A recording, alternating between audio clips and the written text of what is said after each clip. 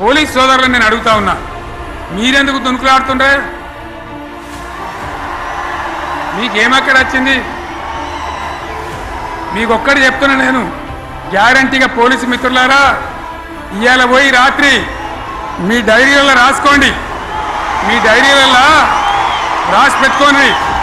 100కు 100% ఇలా తెలంగాణ చెలరేగిన పరిస్థితికి మళ్ళా వచ్చేది బీఆర్ఎస్ గవర్నమెంటే. అది ఎవరు కూడా ఆపలేడు. కొంతమంది ఆకు రౌడీలు గుండాగాళ్ళు ఓటేయకపోతే ఏమో చేస్తామంటున్నట.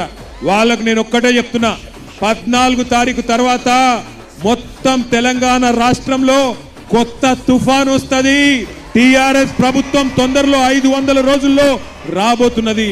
కొంతమంది పోలీసు వాళ్ళు కూడా నకరాలు ఎక్కువ చేస్తున్నారు.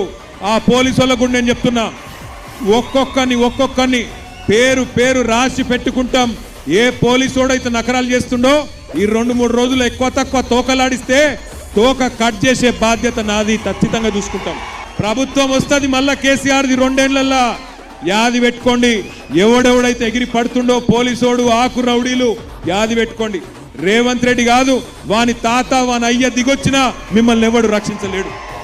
యాది పెట్టుకోండి.